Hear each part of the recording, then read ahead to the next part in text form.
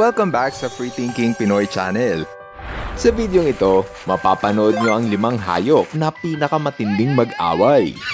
Malalaman nyo rito kung bakit hindi magpapatalo ang mga hayop na ito pagdating sa basagan ng ulo. Magsimula tayo sa ika-5 pwesto. Dito sa Australia, matatagpuan ang dambuhalang mandirigma na ayaw magpatalo sa kalaban. Ito ang kangaroo. Kasali sila sa listahan ng mandirigmang hayop dahil sobrang tapang nito at walang inaatrasan. Maski pa nga sa mga tao ay hindi ito magpapadaig. Madalas, puro mga lalaking kangaroo ang nag-aaway. Kailangan kasi nilang magtagisa ng palakasan tuwing panahon ng mating season. Ito ay upang ipakita sa mga babaeng kangaroo kung sino sa kanilang manliligaw ang mas malakas. Kumbaga kung sino sa mga lalaki ang pinakamalakas, yon ang magugustuhan ng babaeng kangaroo. Para itong sports ng mga kangaroo sa pagalingan ng pagsipa. Pero alam mo ba na mayroong sports ang mga tao na mas malala pa sa sports ng mga kangaroo?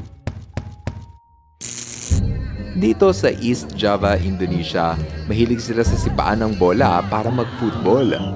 Pero hindi ito basta-bastang football o soccer, ha? Yung bola kasi na sisipain ay umaapoy. Ito ang sports na tinatawag na fireball soccer o sepak bola api.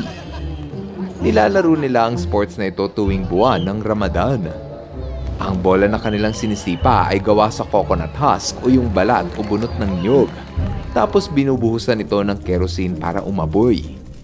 Ayon sa mga nag-organisa ng palarong ito, wala pa daw ni isang manlalaro ang isinugod sa ospital dahil napasok sa apoy.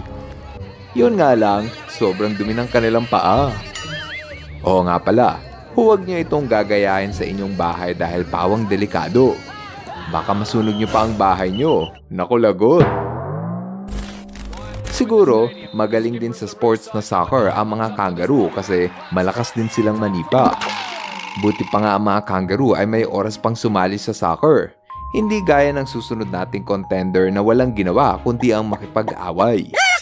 Oo nga pala, kung nag-enjoy kayo sa umpisa pa lang ng ating kwentuhan, sana ipindutin nyo ang like button kahit nanonood ka pa sa TV, sa cellphone o maski na sa laptop. Dahil kung hindi mo pipindutin ang like button, bibisitahin ka ng kangaroo na to at hahamunin ka ng away. Kaya dali, pindutin mo na yung like button. Pang-apat sa ating listahan ng mga mandirigmang hayop ay walang iba kundi ang mga manok. Kahit sino na nakapag-alaga na ng manok, alam kung gaano ito kabangis. Madalas kasing nagbabanggaan ng manok sa tuwing nagtutunggalian sila sa kung sino ang pinakadominante. Madalas ay mga lalaking manok ang nagsasagupaan. Kung sino man ang manok na pinakamalakas, yon ang kikilalanin ng lahat ng manok bilang pinakahari. Napahanga tuloy ako sa tapang ng sisiw na to. Biruin mo yon, ang liit-liit lang niya pero hinamon niya ng awa yung malaking manok. Kung tutuusin, parang may naaalala ko sa laban na to. Noong taong 1998, ginanap ang laban ng Japanese fighter na si Daiju Takase at ng American sumo wrestler na si Emmanuel Yarbrough. Si Daiju Takase ay may bigat lang na 76 kilos, habang si Emmanuel Yarbrough naman ay 270 kilos. Halos 3 beses ang agwat ng kanilang timbang. Para itong tunay na David versus Goliath. Sa umpisa, siguro ay iisipin mo na lamang ang matabang Amerikano sa ganitong laban. 600 pounds. This is like a horror movie. It's like a monster. I mean, that guy's that big. I've never seen a human being that big in my life. I mean, what do you do? Whoa! See? Oh, he's going for an overhand left. Ngunit maliksi ang Japanese fighter na si Takase. Kaya sa huli, napatumba niya ang higanting kalaban. Oh my God! Oh my God! He tapped out! Unbelievable! Naku, hindi patas ang laban. Ang bilis kasing hingali nung mataba. Ganyan din ang mga manok. Hindi sila natatakot kahit mas malaki pa sa kanila ang kalaban. Pero ewan ko na lang kung makuha pang lumaban ng mga manok sa susunod nating contender. Hindi mahukumpleto ang ating listahan ng mga mandirigmang hayop kung wala ang leon.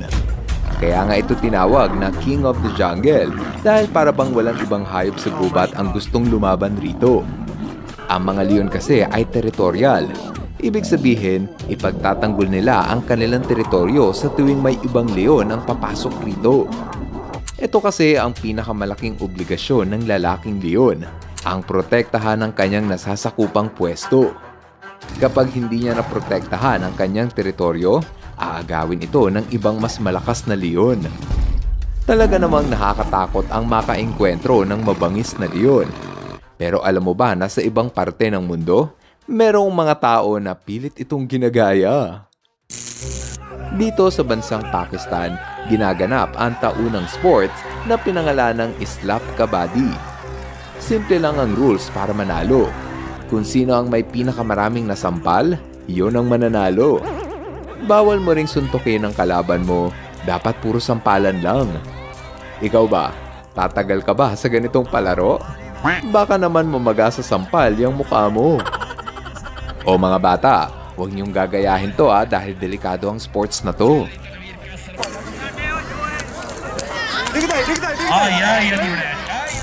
Maganda sana kung pwede mo lang din sampalin ng layon pero delikado. Hindi gaya ng susunod nating contender na mukhang mabait pero halimaw din pala. Ang top 2 sa ating listahan ng maaangas na mandirigma ay ang mga wild sheep. Maraming hindi nakakaalam sa kung gaano kalakas ang bungo ng mga tupa na ito. Tuwing panahon ng mating season, nag-uuntugan ang mga wild sheep sa kagustuhang malaman kung sino ang pinakamalakas.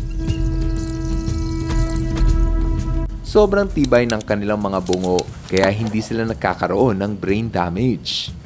Sabi nila, pag hinedbat ka ng wild sheep, para kang sinagasaan ng sasakyan. Wow! Kapag pala matigas rin ang ulo ng tao, pwede na natin banggain ang bakal. Pero sa totoong buhay kaya, meron kayang tao na may ganitong superpowers? Ito ang patimpalak sa may pinakamalakas na tenga. Ang tawag rito, ear pulling contest. Simple lang ang laro na ito. Maglalagay sila ng lubid sa parehong tenga ng magkalaban. Labanan ito sa kung sino ang kayang tiisin ang sobrang sakit ng hinihila ang kanilang tenga. Kung sino ang unang umayaw sa laban, yun ang matatalo. Mahirap itong laro dahil baka matanggal yung tenga mo. Maski ang mga kababaihan, pwedeng sumali. Kahit mas matigas pa ang ulo ng mga wild sheep, siguradong hindi ito kayang gawin ng mga tupa kasi nagagalit sila pag may humihila sa kanilang tenga. Ngayong napanood nyo na ang 4 na pinakamalupit na mandirigmang hayop, oras na para makilala nyo ang nakakuha ng pang numero 1 pwesto. Dito sa ilalim ng dagat, matatagpuan ang hayop na pinakamalakas manuntok. Ang hayop na lumalangoy papasok sa ating listahan ay walang iba kundi ang mantis shrimp. Marahil ay nagtataka ka kung bakit ito ang napili bilang pinakamalakas na mandirigma. Alam mo kung bakit? Ito kasi ang may pinakamalakas na suntok sa lahat ng hayop. Yang nakikita mong dalawang parang kamao na kulay pula, yan ang ducktail club. Yan ang mismong ginagamit nila para manuntok. Ginagamit nila ito para suntukin ang matitigas na bagay gaya ng shell ng kabibe. Ito kasi ang paborito nilang kainin. Pati ang mga alimango, sinusuntok ng mantis shrimp at kita mo naman kung paano natanggal ang panipit nito. Alam mo ba na ang suntok ng mantis shrimp ay kaya makabasag ng aquarium? Ang suntok kasi ng mantis shrimp ay may bilis na 50 miles per hour. Kung ang suntok ng tao ay may bilis na 2.3 meters per second, ang suntok naman ng mantis shrimp ay may bilis na 31 meters per second. Ibig sabihin, halos 13 beses na mas mabilis manuntok ang mantis shrimp kesa sa tao. Ganon din kung ikukumpara mo ito sa baril. Ayon sa pagsusuri ng mga scientist, halos magkasing bilis lang daw ang suntok ng mantis shrimp at ang putok ng baril. O diba, Dahil sa lakas ng suntok ng mantis shrimp, sila ang ating tatanghalin bilang ultimate mandirigma ng Animal Kingdom. Ngayon, andito na tayo sa ating shoutout portion. Hello kay Unica Jane from Leyte. Hello rin kay Jiro Lapapan. What's up kay Justin Miguel Panaligan. Shoutout kay Marco Angelo Agulto, Andre Jacob at Sean Anthony Rivero, at kina Ethan, Soy Soy at Zoe Genturales. Maraming salamat sa inyong panonood. Now, see you guys on our next video. Bye-bye!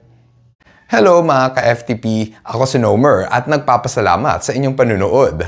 Kung nagustuhan nyo ang video ito, subscribe na sa FTP channel. Don't forget to hit the subscribe button para updated ka sa mga bagong videos. Paalam!